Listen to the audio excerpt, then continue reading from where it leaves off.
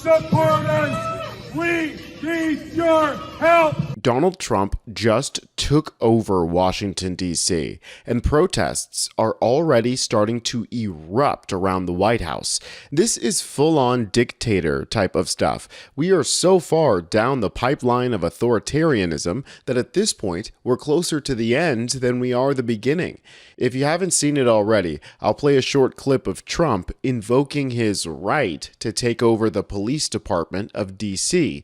due to a made-up crime wave. We'll break this story down because it's not getting a lot of traction on the mainstream media. I can only wonder why. Be sure to subscribe to Really American, and let's jump right into it. Under the authorities vested in me as the President of the United States, I'm officially invoking Section 740 of the District of Columbia Home Rule Act. You know what that is?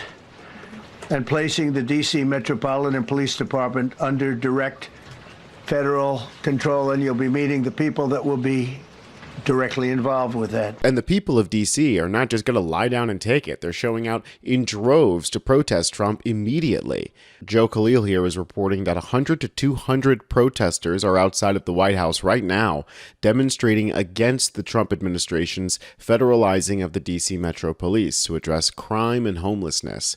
These protests have been growing and will probably continue to grow all day, as it's unclear how soon the residents of D.C. can expect to see National Guard soldiers on their streets.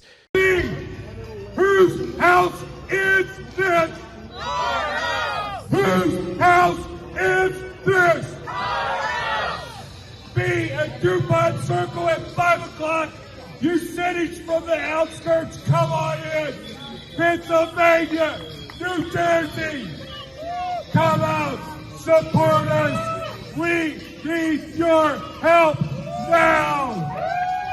The call is going out for people across the area to join these protests.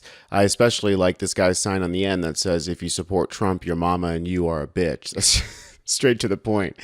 And it seems like there's a mix of protesters, of just random people who are upset about Trump's takeover of the D.C. police, like this lady here. My family and I live in D.C. I'm at 16th and I, headed to the protest against Trump's what seems to be imminent decision for his press conference that's unfolding right now to send the National Guard in to help local officials address crime, despite a few things, despite there being a 2-year data presentation of declining crime in D.C., despite there being an established voted-in mayor, established voted-in council here governing the city.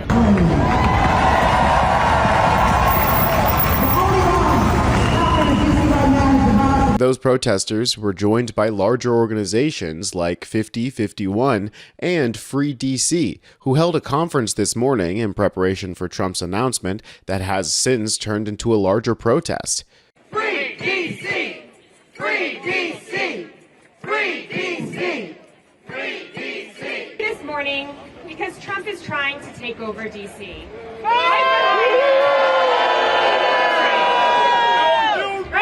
He's having a press conference and he wants to assert more of his authority over DC, and we are here to say he can't have it. Stay with me. He can't have it. He can't have it. Trump can't have it. Trump can't have it. DC is our home. DC is our home. We are just some of the hundreds of thousands of people who live here in DC. And according to the latest photos, it looks like the protest is growing larger and larger. Of course, the National Guard hasn't yet had time to actually mobilize yet, so we haven't seen the full extent of these protests yet, I'm sure. People are likely going to react very negatively whenever they see soldiers marching up and down their streets enforcing a curfew. And of course, this whole crime wave BS is completely made up. There's crime in DC, of course, like there is in any major city, but there's no crisis. According to the Justice Department, total crime is down 35% from 2024, and violent crime hit a 30-year 3-year low this year. In addition to the overall crime rate reduction, homicides are down 32%, robberies are down 39%, armed carjackings are down 53%, assaults with dangerous weapons are down 27%. There just simply isn't a crisis at hand for Trump to impose this order. There just isn't a crisis at hand for Trump to impose this Section 740. The truth is, Trump is doing this in preparation for his authoritarian takeover, making it harder to express discontent within the capital of the country. The mayor of D.C., Muriel Bowser, called Trump out for this completely unprecedented and uncalled for move. We know that access to our democracy is tenuous. That is why you have heard me and many Washingtonians before me advocate for full statehood for the District of Columbia. We are American citizens. Our families go to war. We pay taxes and we uphold the responsibilities of citizenship. And while this action today is unsettling and unprecedented, I can't say that given some of the rhetoric of the past, that we're totally surprised. Ironically, the Home Rule Act, which is what Trump used here, is the piece of legislation that gives D.C. the ability to govern itself. But this obscure section, Section 740, only pertains to the federal government's ability to take over the police department. In this reporting by WUSA 9, they explain that Section 740 only applies to the Metropolitan Police Department and no other law enforcement agency across D.C. And according to this section, the order only lasts 48 hours. But what is Trump planning to do with his newfound power? Well, he's trying to rid the city of homeless people and teenagers. They've already been imposing curfews because they don't like it when juveniles are running around at night, seemingly unaware of the fact that school literally started today. So before today was called summer break and tends to be a lot of kids around during summer break. But it looks like Trump just doesn't like to see squalor in our nation's capital, even though he's the one who's president, so he's ultimately responsible for these people's living conditions. He posted this on Truth Social. "I'm going to make our capital safer and more beautiful than it ever was before. The homeless have to move out immediately," all caps. How far are we talking? Secot and El Salvador, maybe?